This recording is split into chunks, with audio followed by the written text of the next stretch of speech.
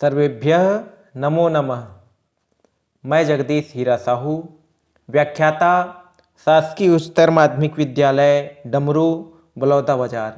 बच्चों, आज हम पढ़ेंगे एकादशः पाठः विचित्रः साक्षी अर्थात विचित्र साक्षी, विचित्र गवाह। प्रस्तुत पाठ श्री ओम प्रकाश ठाकुर द्वारा रचित कथा का संपादित अंश है। यह कथा बंगला के प्रसिद्ध साहित्यकार बंकिम चंद्र चटर्जी द्वारा न्यायाधीश के रूप में दिए गए फैसले पर आधारित है। सत्य असत्य के निर्णय हेतु न्यायाधीश कभी कभी ऐसी युक्तियों का भी प्रयोग करते हैं जिससे साक्ष्य के अभाव में भी न्याय हो सके। इस कथा में भी विद्वान न्यायाधीश ने ऐसी ही युक्ति का प्रयोग कर न्याय करने में सफलता पाई। कंचन निर्धनो जनः भूरि परिश्रम्य किंचिद वित्तम उपार्जितवान।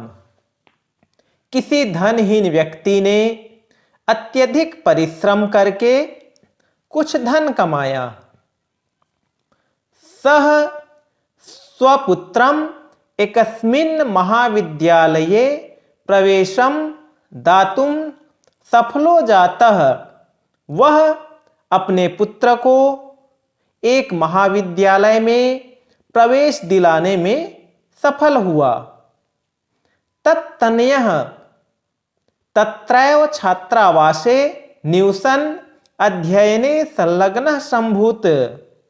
उसका पुत्र वहीं छात्रावास में रहते हुए अध्ययन में संलग्न हो गया, लीन हो गया। एकदा स पिता तनुजस्य रुग्णताम आकर्ण्य व्याकुलो जातः। एक बार वह पिता पुत्र की बीमारी को सुनकर व्याकुल हो गया। पुत्रम द्रष्टुम च प्रस्थितः, और पुत्र को देखने के लिए प्रस्थान कर दिया। परम अर्थकार्येण पीड़ितः स बस यानम विहाय पदातिः एव प्राचलत। लेकिन धन की कमी होने के कारण वह बस की सवारी छोड़कर पैदल ही चल पड़ा। पदाति क्रमेण संचलन सायं समये अप्यसौ गंतव्याद दूरे आसित। पैदल चलते रहने के क्रम से चलते हुए शाम के समय भी वह अपने गंतव्य से दूर था। निशांधकारे प्रसृते विजने प्रदेशे पदयात्रा न सुभावः। रात्रि का अंधकार फैल जाने के कारण निर्जन स्थान में पैदल यात्रा करना कल्याणकारी नहीं है। एवं विचार्य स पार्श्व स्थिते ग्रामे रात्रि निवासम कर्तुम कंचित गृहस्थम उपागतः। ऐसा सोचकर वह समीप में स्थित गांव में रात्रि व्यतीत करने के लिए किसी गृहस्थ के पास गया। करुणापरो गृही तस्मै आश्रयम प्रायच्छत। दयावान उस गृह स्वामी ने उसे आश्रय दे दिया। विचित्रा दैव गति है, भाग्य की गति विचित्र है। तस्यामेव रात्रौ तस्मिन् गृहे कंचन चौरः गृहाभ्यंतरम प्रविष्टः। उसी रात्रि में उसी घर में कोई चोर घर के अंदर घुस गया। तत्र निहिताम एकाम मंजूषाम आदाय पलायितः। वहां रखी हुई एक पेटी को लेकर वह चोर भाग गया। वह चोर अर्थात जो रात्रि में उसके घर में घुस गया था। चौरस्य पाद ध्वनिना प्रबुद्धो अतिथिः चौर शंकया तमन्वधावत अगृहणाच्च। परम विचित्रम अघटत।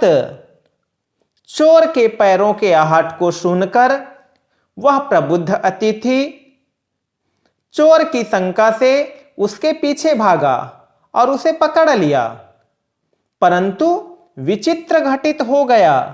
चौरः एव उच्चैः क्रोशितुम आरभत। चोर ही चिल्लाने लगा, चौरोयम इति, यह चोर है, यह चोर है। तस्य तारस्वरेण प्रबुद्धाः ग्रामवासिनः स्वगृहात् निष्क्रम्य तत्रागच्छन् वराकम् अतिथिमेव च चौरम मत्वा अभर्त्स्यन्। उसकी ऊंची आवाज से ग्रामवासी अपने घर से निकलकर वहां गए और बेचारे अतिथि को ही चोर मानकर भला बुरा कहने लगे। यद्यपि ग्रामस्य आरक्षी एवं चोर आसीत, जबकि गांव का सिपाही ही चोर था। तत्क्षणमेव रक्षा पुरुषः तम अतिथिम चौरोयम इति प्रख्याप्य कारागृहे प्राक्षिपत। उसी समय सिपाही ने अतिथि को यह चोर है ऐसा स्थापित करके जेल खाने में डाल दिया। अग्रिमे दिने स आरक्षी चौर्याभियोगे तम न्यायालयम नीतवान। अगले दिन वह सिपाही चोरी के आरोप में उसे न्यायालय ले गया। न्यायाधीशो बंकिम चंद्र उभाभ्याम पृथक पृथक विवरणम श्रुतवान। न्यायाधीश बंकिम चंद्र ने दोनों का अलग अलग विवरण सुना। सर्वम वृत्तम अवगत्य स तम निर्दोषम अमन्यत आरक्षिणम च दोषभाजनम। संपूर्ण घटना को जानकर उसने उस अतिथि को निर्दोष माना और सिपाही को दोषी, किंतु प्रमाणाभावात स निर्णेतुम ना शक्नोत। लेकिन सबूत के अभाव में वह निर्णय नहीं कर सका। ततो तौ अग्रिमे दिने उपस्थातुम आदिष्टवान। इसलिए उन दोनों को अगले दिन उपस्थित होने के लिए आदेश दिया।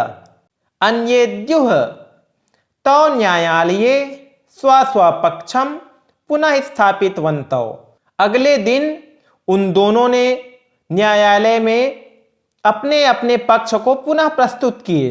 तदैव कश्चित् तत्रत्यः कर्मचारी समागत्य निवेदयत् यत् इतः क्रोशद्वयान्तराले कश्चित् जनः केनापि हतः। तभी कोई वहीं के कर्मचारी ने आकर निवेदन किया कि यहां से 2 कोस के बीच में कोई व्यक्ति किसी के द्वारा मारा गया है। तस्य मृत शरीरम राजमार्गम निक्सा वर्तते। उसका मृत शरीर राजमार्ग के समीप है। आदिश्यताम किम करणीयम इति।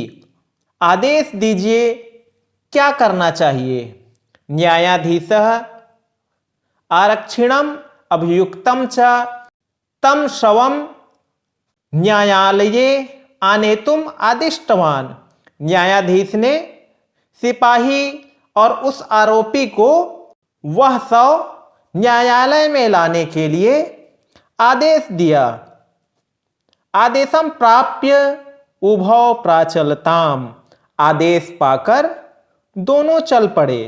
तत्रोपेत्य काष्ठपटले निहितम पटाच्छादितम देहम स्कंधेन वहंतो न्यायाधिकरणम प्रति प्रस्थितौ। वहां पहुंचकर लकड़ी के तख्ते पर रखे गए कपड़े से ढाके गए शव को कंधों पर ढोते हुए न्यायाधीश के पास प्रस्थान कर गए। आरक्षी सुपुष्ट देह आसित। सिपाही पुष्ट शरीर वाला था। अभियुक्तश्च अतीव कृशकायः, और आरोपी दुर्बल शरीर वाला। भारवतः शवस्य स्कंधेन वहनम तत्कृते दुष्करम आसित। भारी भरकम शव को कंधे पर ढोना उसके लिए कठिन था। सभार वेदनया क्रंदति स्म, वह बोझे की पीड़ा से रो रहा था। तस्य क्रंदनम निशम्य मुदित आरक्षी तम उवाच, उसके रोने को सुनकर प्रसन्न सिपाही उससे बोला, रे दुष्ट, अरे दुष्ट, तस्मिन् दिने त्वया अहम चोरिताया मंजूषाया ग्रहणाद वारितः। उस दिन तूने मेरे द्वारा चुराई गई पेटी को ग्रहण करने से वंचित किया। इदानीम निज कृत्यस्य फलम भुक्ष्व, अब अपने करने का फल भोग। अस्मिन् चौर्याभियोगे त्वं वर्षत्रयस्य कारादंडम लप्स्यसे, इस चोरी के आरोप में तुम 3 वर्ष की कारावास प्राप्त करोगे, जेल में रहोगे। इति प्रोच्य उच्चैः अहसत, ऐसा कहकर जोर से हंसा। यथा कंचिद उभौ सवमानीय एकस्मिन् चत्वरे स्थापितवन्तौ, जिस किसी प्रकार दोनों ने उस शव को लेकर एक चबूतरे पर रख दिया। न्यायाधीशेन पुनः तौ घटनायाः विषये वक्तुम आदिष्टौ, न्यायाधीश ने पुनः उन दोनों को उस घटना के विषय में कहने का आदेश दिया। आरक्षिणी निज पक्षम प्रस्तुतवती, सिपाही द्वारा अपना पक्ष प्रस्तुत करने पर आश्चर्य घटित हुआ।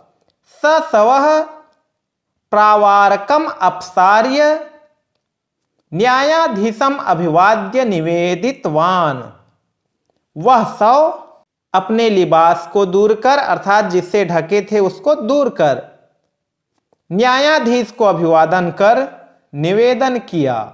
मान्यवर, एतेन आरक्षिणा अध्वनि यद उक्तम तद वर्णयामि, इस सिपाही द्वारा रास्ते में जो कहा वह वर्णन करता हूं। त्वया अहम चोरितायाः मंजूषायाः ग्रहणाद वारितः, तेरे द्वारा मैं चुराई गई पेटी को लेने से रोका गया हूं। अतः निज कृत्यस्य फलम भुक्ष्व, अतः अपने कर्मों का फल, अपने कृत्य का फल भोग।